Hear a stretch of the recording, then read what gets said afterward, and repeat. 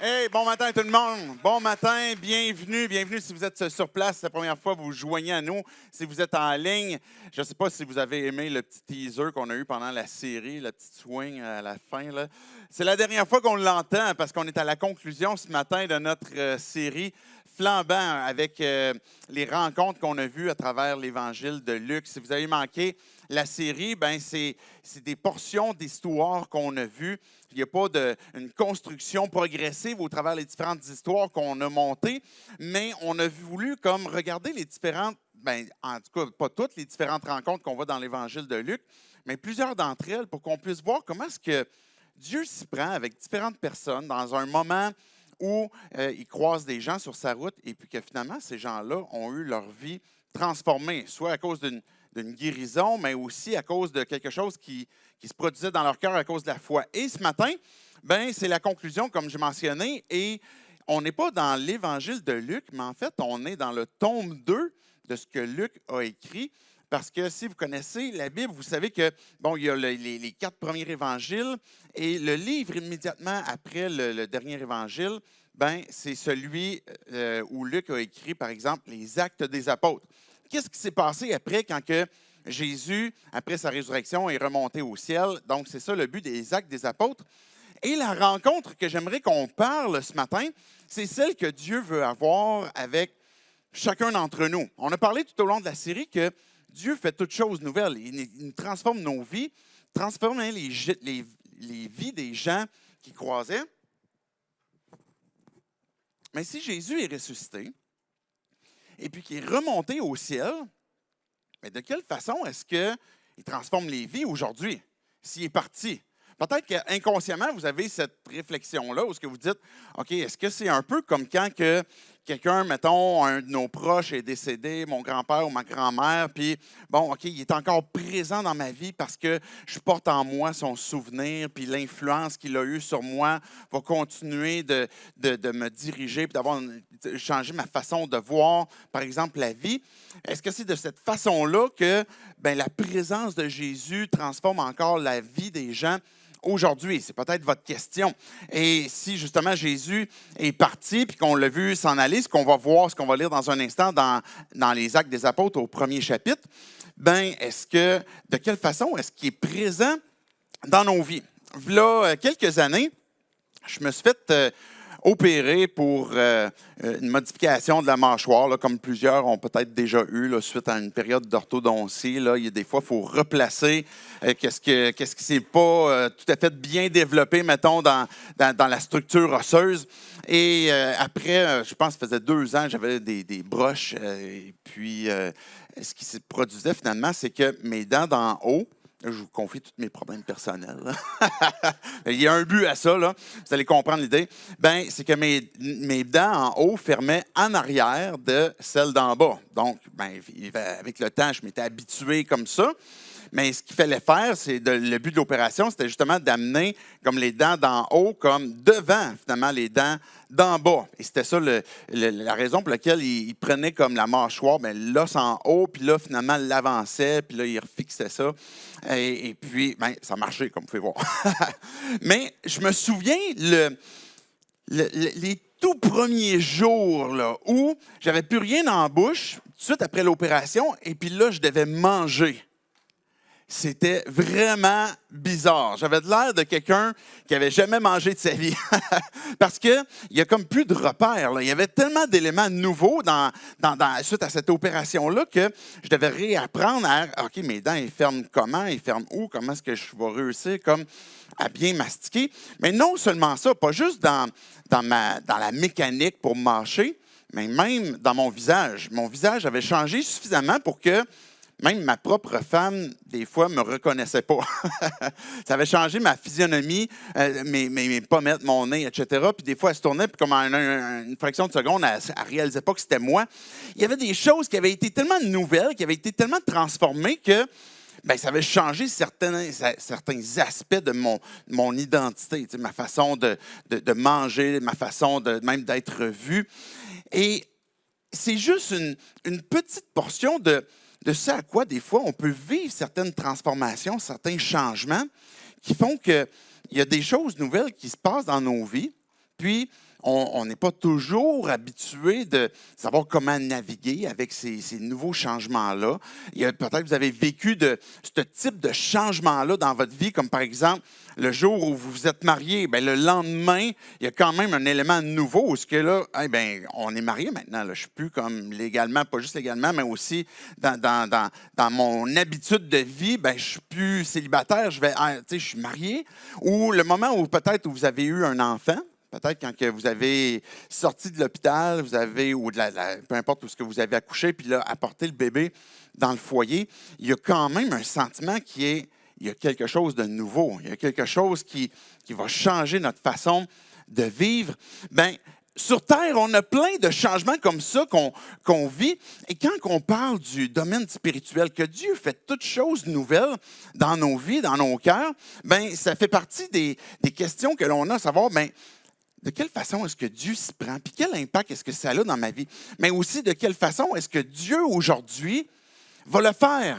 Si c'est plus qu'au moment qu'on voit dans les évangiles, puis qu'on croit que Dieu transforme des vies encore aujourd'hui, mais de quelle façon il s'y prend? Et l'impact que ça a aussi dans nos vies. J'aimerais qu'on puisse prier, puis après ça, on va regarder ensemble les premiers versets de Actes chapitre 1. Dieu, je veux te dire merci pour ce temps qu'on peut avoir ensemble.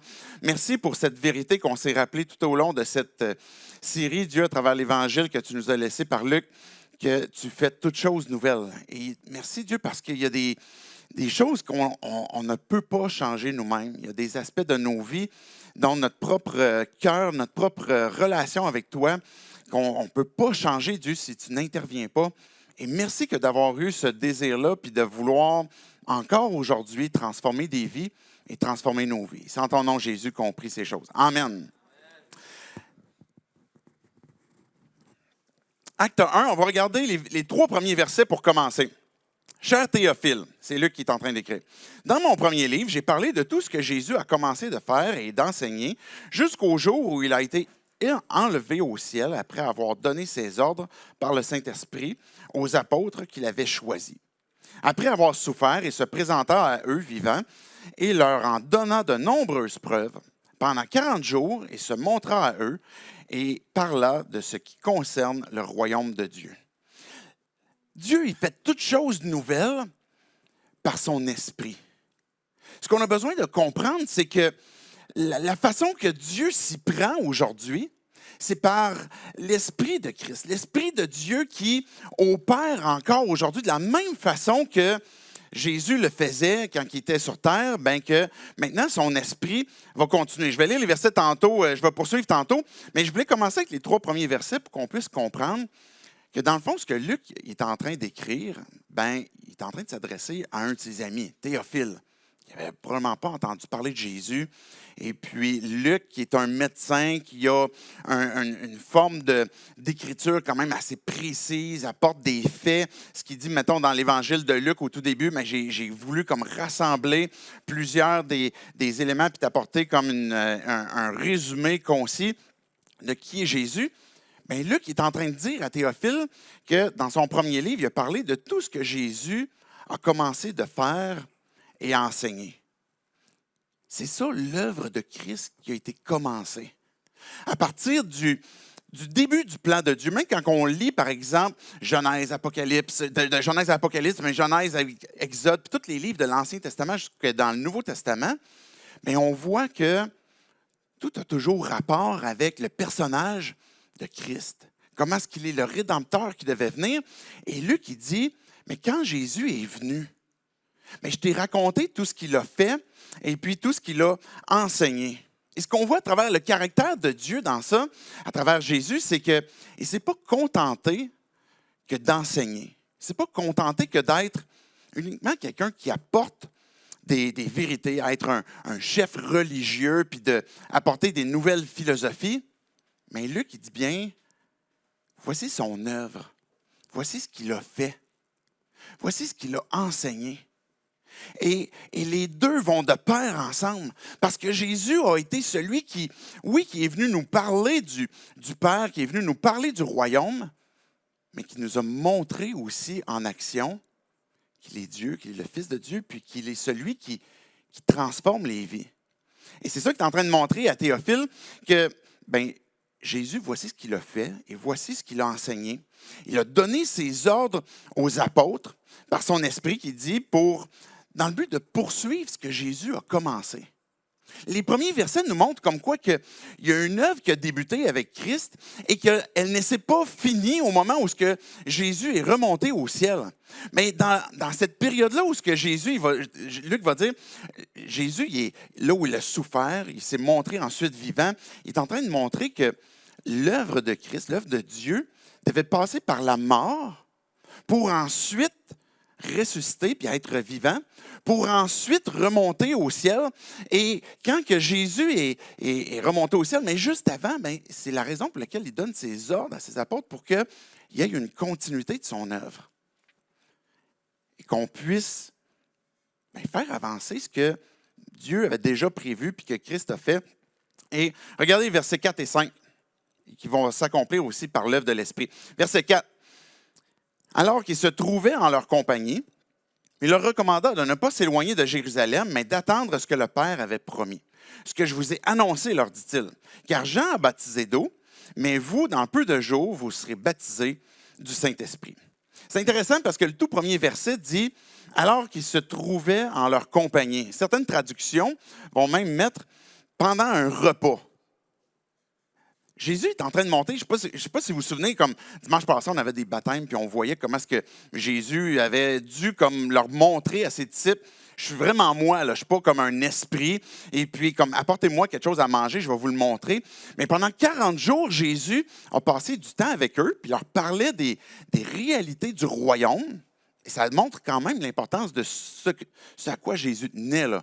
Il parlait du royaume pendant 40 jours. Il a montré plusieurs preuves à plusieurs personnes, comme quoi qu'il était vivant. Et une de celles-là, c'est qu'il a mangé avec ses disciples. Il a mangé avec eux. C'est un temps de communion.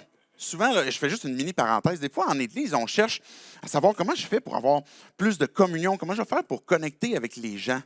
Quand on regarde les Écritures, bien, on voit qu'une des premières expressions là, de la communion, c'est de prendre un repas ensemble, puis de passer du temps ensemble, pour qu'on puisse parler, se connaître, qu'on puisse et parler de ce qui nous passionne, de ce qui comment est-ce que Dieu transforme nos vies aussi.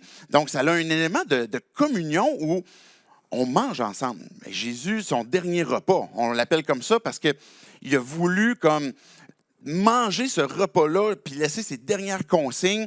Puis on voit que juste avant de repartir, comme on a vu au verset 4, il est en leur compagnie, certains vont dire, pendant un repas, bien, que Jésus a voulu, pendant ce temps de communion étroite avec ses disciples, leur dire, j'ai des consignes pour vous.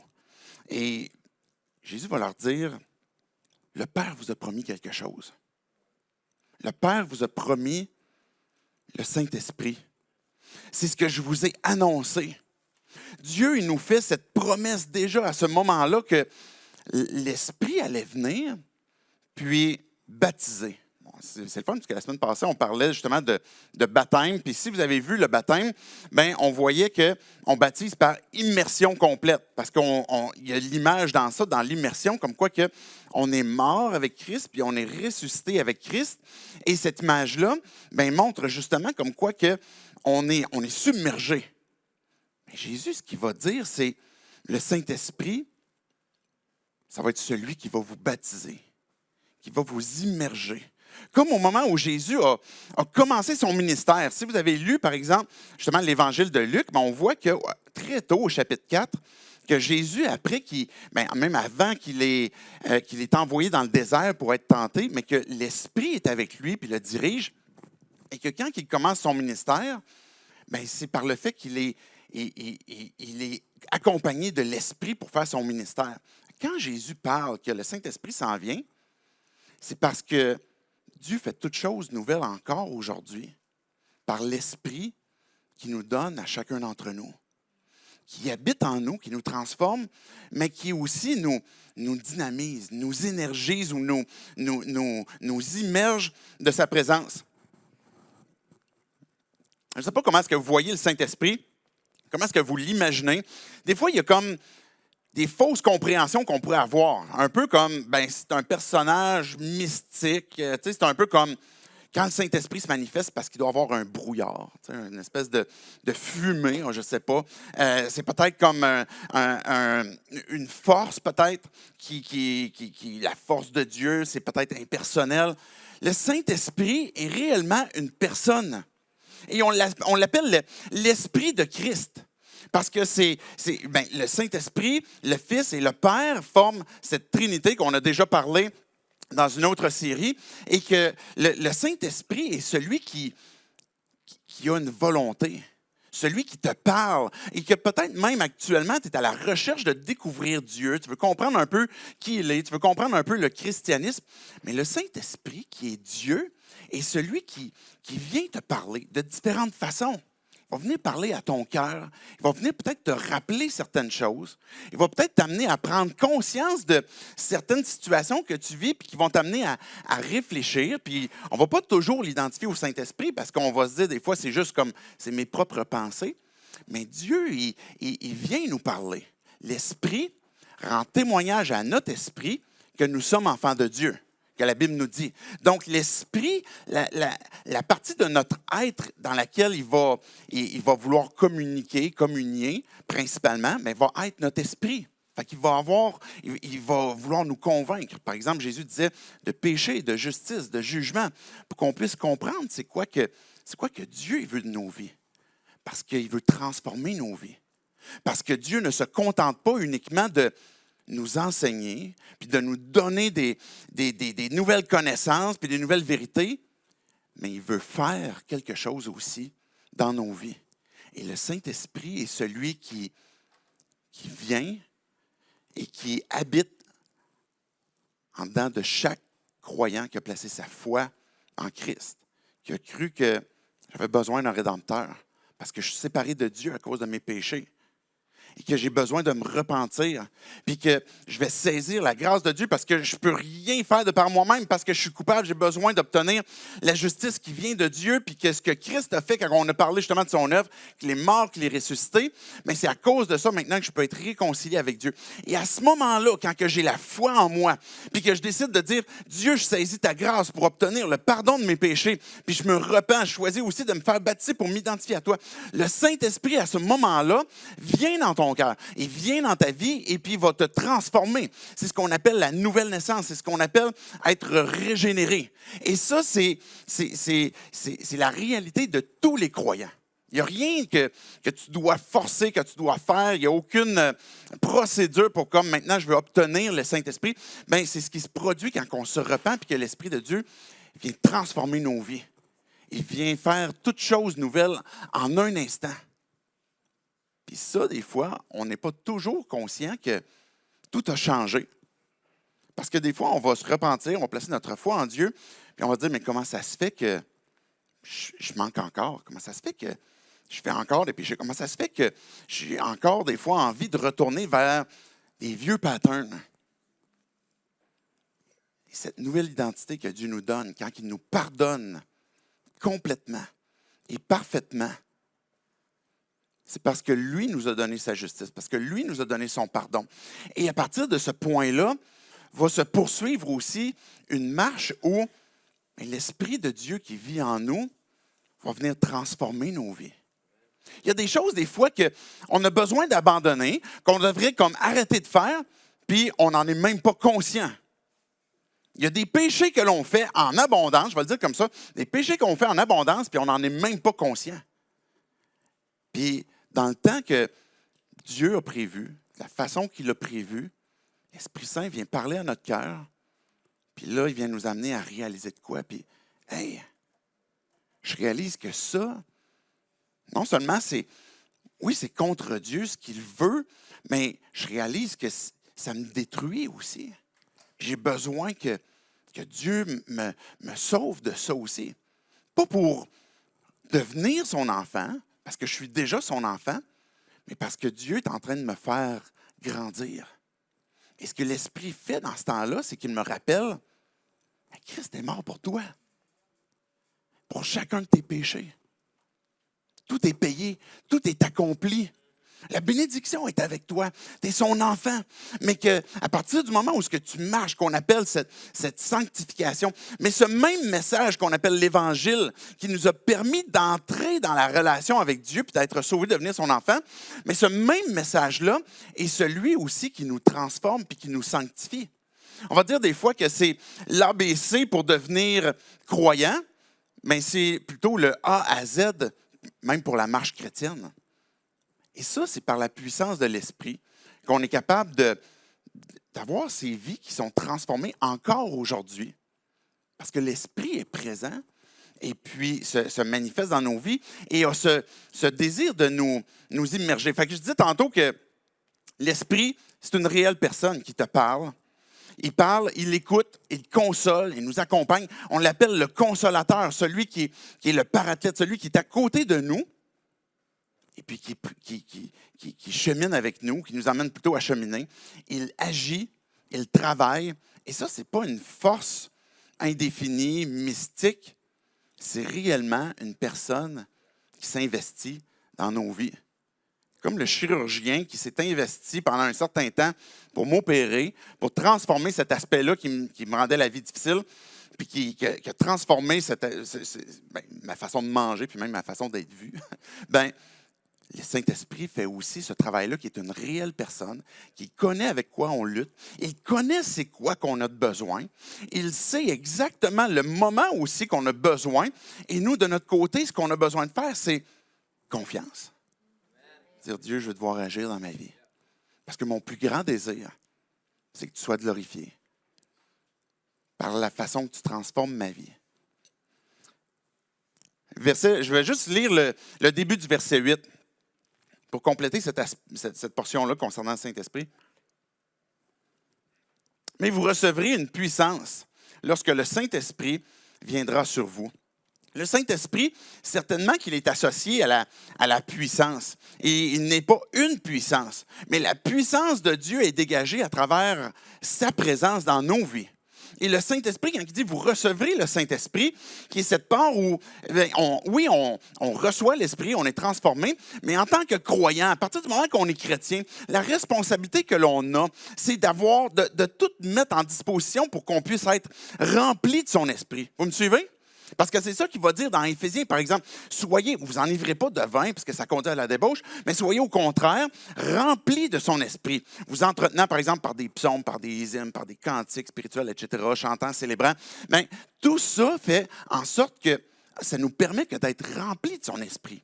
Dans des moments de nos vies où on est particulièrement charnel.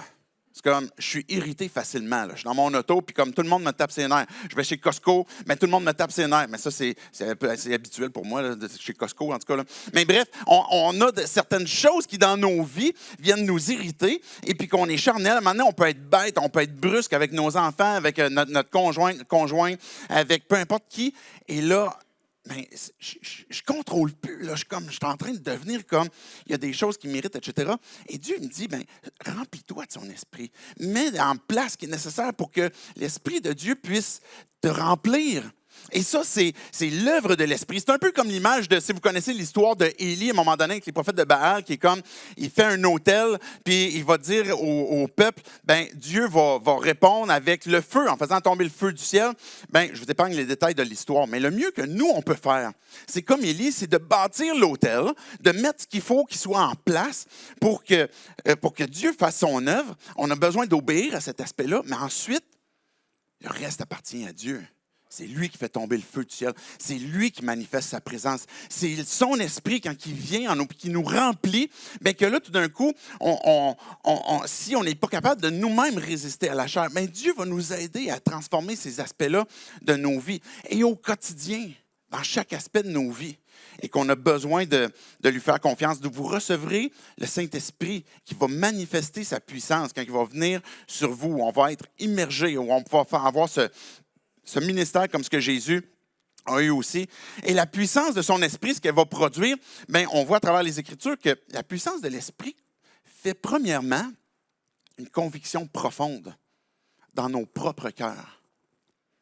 C'est le premier aspect qui est transformé dans nos vies. C'est une conviction. Il n'y a pas personne qui croit pour moi. Je ne peux pas croire pour mes enfants.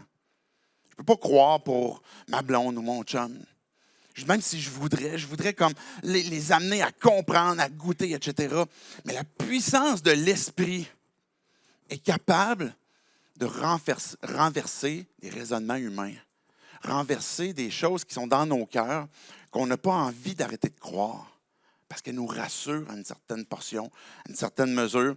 Elle va transformer certaines choses que l'on croit, puis va amener une conviction profonde. À partir du moment où Dieu, le Saint-Esprit, vient mettre une conviction dans mon cœur, qu'il y a quelque chose que j'ai besoin de lui abandonner.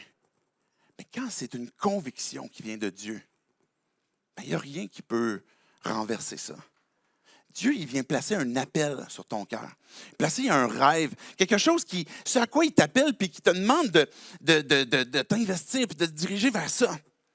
Mais ça, quand que Dieu, il vient clarifier cet appel-là. J'ai eu besoin à un moment donné vraiment que Dieu, dans un moment trouble de ma vie où j'ai prié pendant plusieurs jours, puis que j'ai demandé à Dieu, en fait, j'ai crié à Dieu, j'ai pleuré à Dieu qu'il puisse venir éclairer c'est quoi qui s'attend de moi, c'est quoi son appel.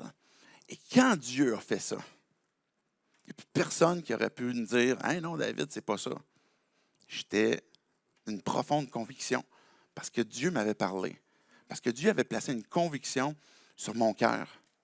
Et ça, c'est la puissance de l'esprit qui transforme notre esprit, nos pensées. Une autre chose que l'esprit transforme à travers sa puissance, c'est du courage puis de l'audace. On voit dans les Actes des Apôtres que quand l'esprit remplit une personne, on est prêt à... Peut-être des fois, on ne veut pas être humilié. Peut-être des fois, on manque de courage. Il y a des risques ou des pas de foi que Dieu nous demande, puis on hésite, etc. Mais quand on laisse l'Esprit de Dieu transformer nos vies, qu'on se laisse remplir par lui, il y a un courage, il y a une audace que sa puissance vient générer. Et ce courage-là, le courage n'est pas sans dire qu'on n'a pas peur. Parce que c'est la raison pour laquelle on appelle le courage, c'est parce que, justement, il y a une peur qu'on a franchie. Il y a quelque chose par lequel peut-être on est intimidé. Et quand on prend courage, c'est parce qu'on est prêt à avancer, malgré cette peur-là. Parce que ce en quoi on a confiance est plus grand que notre peur. Et c'est la raison pour laquelle on prend courage. Et quand Dieu nous rappelle régulièrement, « Aie pas peur, prends courage, aie pas peur, prends courage », c'est parce qu'on est devant des circonstances de vie, on est devant des situations humaines, on est devant des réflexions humaines qui nous font peur, puis qu'on ne voit pas l'issue de ça. Puis Dieu, quand il me dit, prends courage, c'est parce que je lève les yeux vers lui, puis je le laisse me parler, puis je le laisse me convaincre, et sa puissance va générer ce courage, puis cette audace. Et c'est la raison pour laquelle l'Évangile, depuis Jésus qui est remonté au ciel, il n'y a rien qui l'a arrêté. On en parle aujourd'hui encore, en 2022, plus que jamais. À travers le monde actuellement, ce message-là se répand de plus en plus, de façon exponentielle. Et pourquoi? Parce que l'Esprit de Dieu, l'Esprit de Christ, vient encore transformer des vies aujourd'hui et qui manifeste sa puissance pour nous montrer comme quoi que, on a besoin d'avoir un changement de cœur profond qui commence avec une conviction et puis que les croyants, vont avancer avec courage, puis avec audace. Puis on est dans un monde où, oui, on est en sécurité, puis oui, tout va bien, mais il y a quand même une portion de courage qu'on a besoin de prendre mais je vais parler à mes amis, qui peut-être j'ai jamais parlé, j'ai jamais trop osé, je vais parler. Je vais prendre ce pas-là pour avoir de l'audace. Et je vous ai déjà conté cette histoire-là à plusieurs reprises. Là. La première fois où je suis rentré au cégep pour aller demander si on pouvait louer la salle de spectacle là-bas pour faire l'église, j'étais sûr que j'allais mourir dans mon auto avant de rentrer. Tellement j'étais stressé, j'étais inquiet. J'avais plus une goutte de salive dans ma bouche. J'étais stressé. Et puis, je savais que Dieu voulait que j'avance puis que j'obéisse. On avait prié là-dessus, etc. Puis Dieu a béni. Puis on est à une autre étape actuellement où on a peut-être besoin de prendre aussi un autre pas d'audace, dans lequel je vous demande de prier avec moi. Là, ce qui est le fun, c'est que je ne suis pas tout seul dans mon char, on est tout le monde ensemble dans mon char. Et puis, il y en a plusieurs autres, vous êtes en ligne aussi, puis je sais que vous attendez ce moment-là. Vous êtes en train de voir comment est-ce que Dieu va diriger pour une prochaine étape où, si on peut avoir ce nouveau lieu plus grand, où on peut accueillir des enfants, des familles, etc., puis pouvoir, bien, ultimement, ce n'est pas l'idée d'avoir un lieu, mais c'est que ce lieu-là puisse servir la mission parce qu'on veut voir l'Évangile croître, on veut voir son royaume avancer. Et nous, on veut être participants de ça. Et quand on est participant de ça, bien, on voit comment est-ce que Dieu nous emmène à prendre courage puis à faire des pas d'audace et en commençant dans nos propres relations aussi. Et Dieu nous emmène aussi dans sa puissance des paroles qui emmènent la conviction chez l'autre. Et pas parce qu'on est bon vendeur, pas parce qu'on a bien réussi à expliquer tout ce qui concerne les vérités, mettons, de l'Évangile, etc., mais parce que Dieu utilise nos paroles pour amener la conviction, comme je disais tantôt. Je poursuis le verset 6 à 8. Que Dieu fait toutes choses, on a vu tantôt, parce que à cause de son esprit, mais Dieu fait toutes choses, et ça, c'est ça qui est complètement fou, c'est en nous utilisant. Verset 6. Alors que les apôtres étaient réunis, ils lui demandèrent, « Seigneur, est-ce à ce moment-là que tu rétabliras le royaume pour Israël? » Il leur dit, « Ce n'est pas à vous de connaître les temps ou les moments que le Père a fixés de sa propre autorité, mais vous recevrez une puissance lorsque le Saint-Esprit viendra sur vous, et vous serez mes témoins à Jérusalem, dans toute la Judée, dans la Samarie et jusqu'aux extrémités de la terre. » Ce que Jésus dit quand il parle, par exemple, de Jérusalem, de Judée, de Samarie et jusqu'aux extrémités de la terre, on comprend que géographiquement, il y a un épicentre qui a commencé avec les apôtres où ils étaient à Jérusalem. Puis après ça, la Judée, c'est comme leur province. La Samarie, c'était comme l'Ontario. Et puis ensuite, il y avait jusqu'aux extrémités de la terre, c'est que finalement, le message allait se répandre jusqu'à nous aujourd'hui. Et pour nous, aujourd'hui, ce que ça implique, c'est là où on est, là où nous sommes. C'est quoi notre Jérusalem à nous? Le point où Dieu nous utilise dans notre famille, avec nos amis, avec notre quartier. Comment est-ce que moi, Dieu veut m'utiliser pour être un témoin? Et de quelle façon est-ce que Dieu manifeste sa présence et qu'il transforme encore des vies aujourd'hui? D'abord et avant tout par son esprit, comme on vient de voir, mais aussi en nous utilisant. Parce que Dieu fait tous ceux qui ont placé leur foi en lui, en Christ, pour le pardon de leurs péchés et être sauvés, des ambassadeurs, des gens qui représentent le royaume de Dieu. Et ils nous utilisent pour qu'on puisse parler de lui. Ce qui est intéressant, c'est que les gars qui étaient en train de discuter avec Jésus, c'était peut-être un autre repas, Jésus, il parlait du royaume pendant ces 40 jours-là. Et puis là, les autres vont poser la question, « Hey, Jésus, est-ce que c'est à ce moment-là que tu vas rétablir le royaume pour Israël? » Ça a été quoi la réponse de Jésus? Vous n'avez pas le bon focus.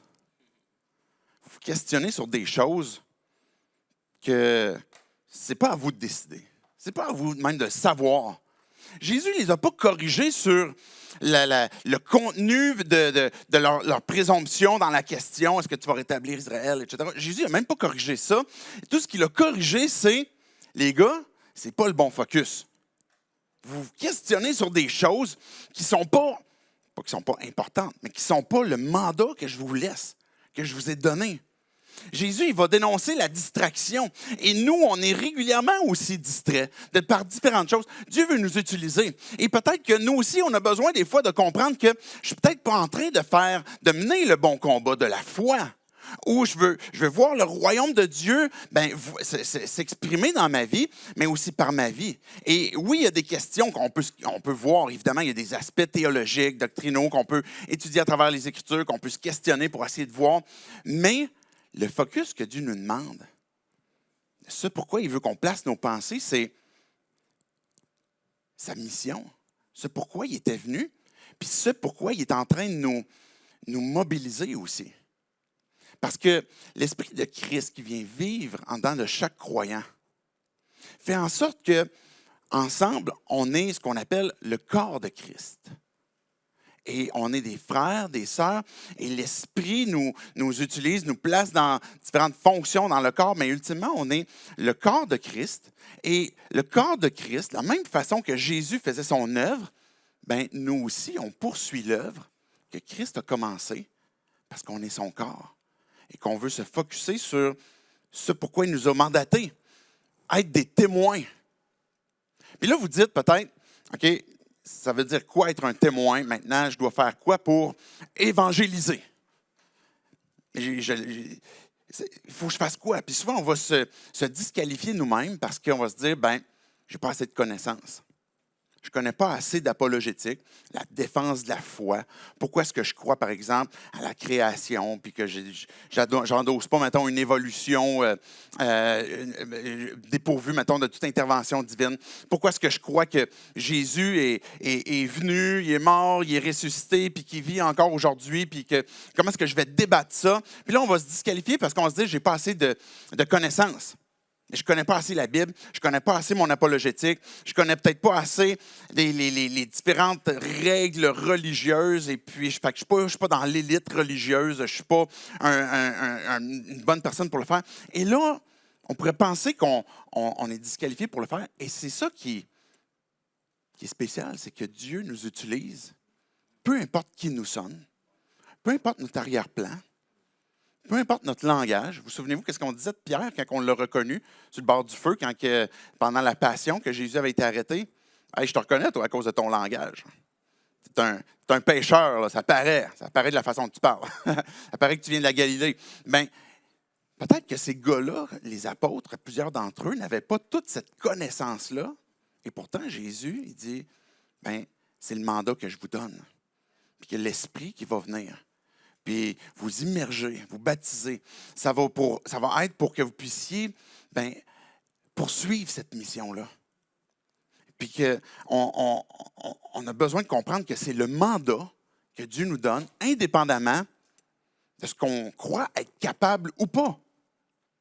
Parce qu'ultimement, ça nous ramène à ce qu'on disait tantôt, c'est l'Esprit qui va convaincre. C'est l'Esprit qui va transformer. On disait, à un moment donné, Jésus, il dit de Jean-Baptiste, si vous vous souvenez un peu, on disait de Jean-Baptiste, Jésus, que dans tous les prophètes qu'il y a eu, de l'Ancien Testament, bien, c'est Jean-Baptiste qui est le plus grand. Souvenez-vous que Jésus avait dit ça? Mais Jésus va poursuivre aussi en disant que dans la Nouvelle Alliance, dans son royaume, le plus petit dans cette Nouvelle Alliance-là va être plus grand que Jean-Baptiste.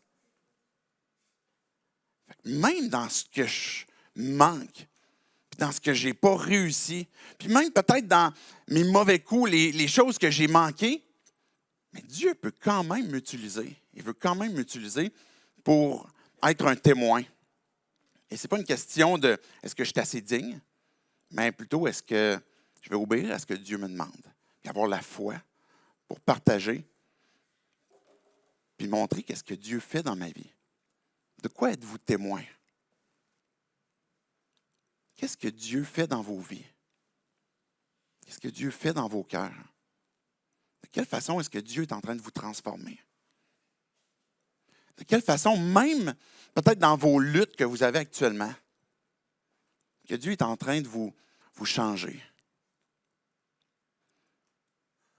D'être témoin de ce moment-là où vous avez compris, vous aviez besoin de vous repentir, placer votre foi en Dieu. Qu'est-ce qui vous a amené à comprendre ça? Qu'est-ce qui vous a convaincu de ça? De raconter de ce que Dieu a fait dans vos vies, puis de quoi vous avez été témoin, puis de comment est-ce que vous êtes encore témoin de ce que Dieu fait dans vos vies.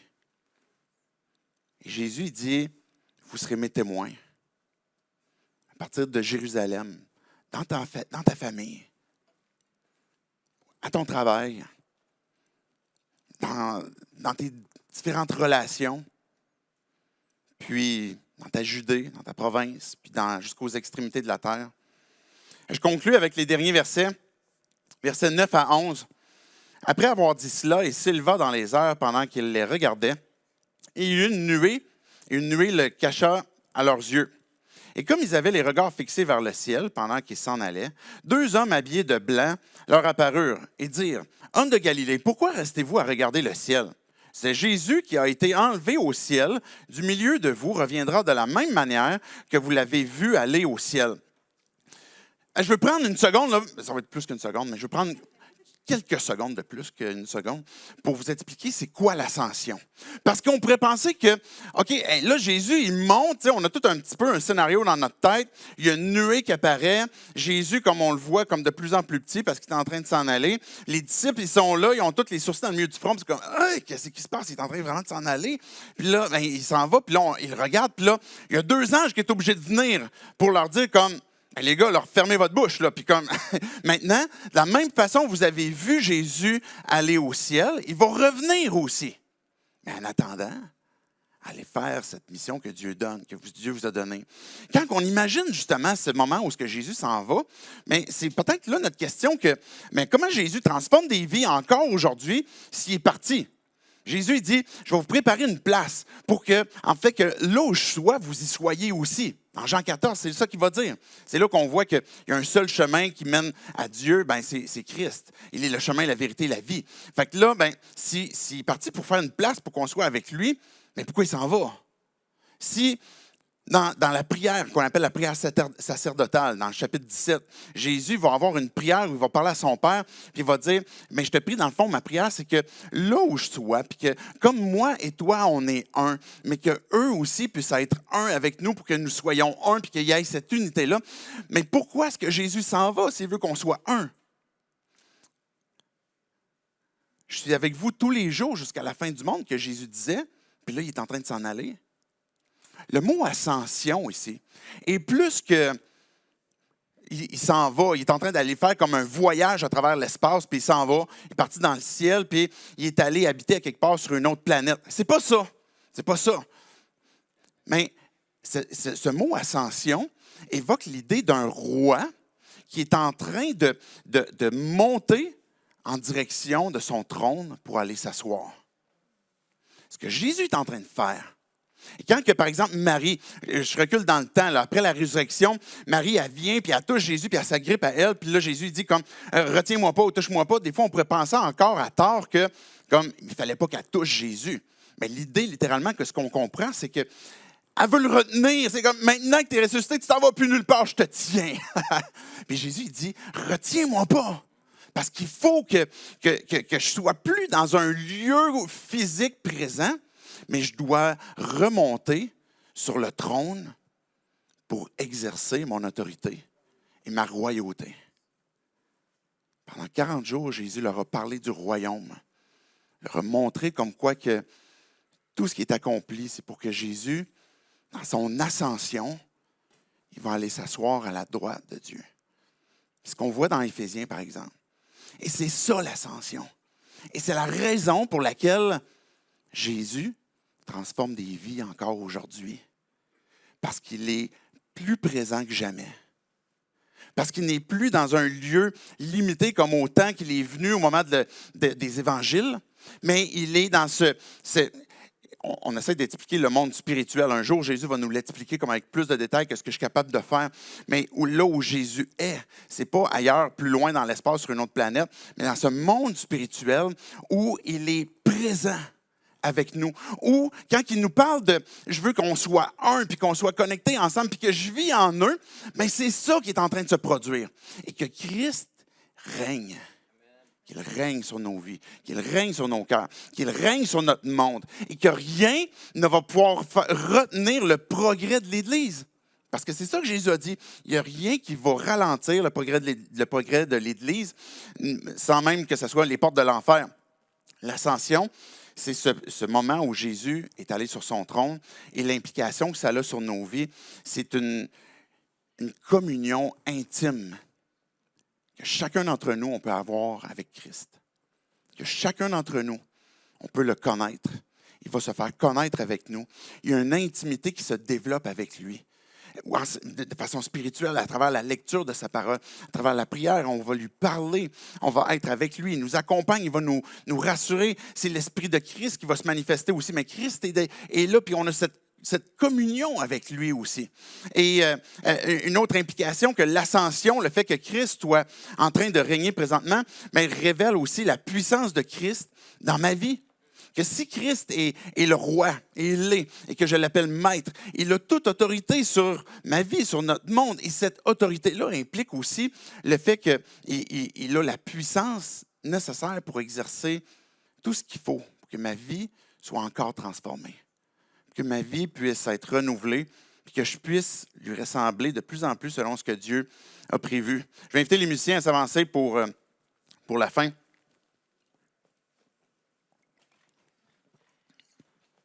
L'ascension, le fait que Christ soit aussi en train de régner, c'est l'expression parfaite d'une rencontre infinie avec nous, avec chacun d'entre nous, où on est dans on a été réconciliés, on a été pardonnés. Il y a une sécurité qui se place dans notre cœur quand on comprend comme quoi que Christ règne. Mais cette sécurité-là, c'est quand Dieu me regarde, comment est-ce qu'il me voit? Quand Dieu te regarde, puis qu'il a vu que tu sembles te refroidir, il y a du doute qui commence à s'installer. Mais de quelle façon est-ce que le Père te voit? Est-ce qu'il est déçu? Est-ce qu'il est découragé? Mais le fait que Christ règne actuellement fait en sorte que le Père te voit à travers l'œuvre de Christ, à travers ce que lui a fait, parce que tu as été pardonné parfaitement, complètement. La Bible nous parle que Jésus qui règne actuellement est aussi celui qui a ce rôle d'avocat pour nous. Que l'accusateur qui vient et qui cherche à nous piéger, puis qui cherche à nous rappeler comment est-ce qu'on ne réussit pas, comment est-ce qu'on a encore manqué, etc. Mais que Jésus, qui est notre avocat, nous rappelle comme quoi que c'est moi qui ai payé. Et puis c'est sa défense que je prends. Et puis je me suis engagé dans sa vie à ce que sa vie soit complètement transformée. Puis ce que j'ai commencé en lui, je vais le mener jusqu'à terme. Et là, j'ai cette assurance comme quoi que Christ qui règne dans ma vie, est aussi mon avocat, celui qui me défend, celui qui est avec moi à chaque instant pour me transformer continuellement. Et que peu importe ce que j'ai fait, ce que j'ai été, à quel point peut-être j'ai été imparfait, mais que le Père me voit parfaitement à travers Christ. J'aimerais qu'on puisse prier en terminant pour qu'on puisse donner l'occasion à Dieu à venir parler à notre cœur, chacun d'entre nous, et puis qu'on puisse écouter ce qu'il a à nous dire. De quelle façon est-ce qu'on veut laisser l'Esprit de Dieu agir en nous? De quelle façon est-ce qu'il veut venir nous parler? On peut fermer nos yeux, baisser nos têtes, tout simplement. Juste prendre le temps, une minute de silence pour écouter ce que Dieu a à nous dire.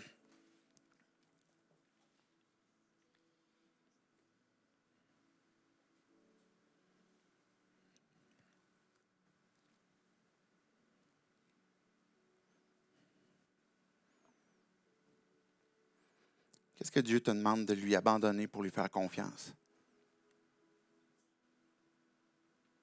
Quel courage ou quelle audace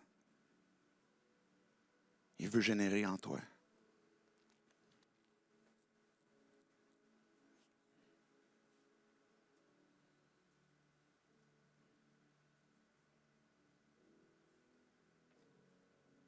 Qu'est-ce qu'il veut transformer dans ta vie? Et qui te demande de le croire, puis de dénoncer un mensonge.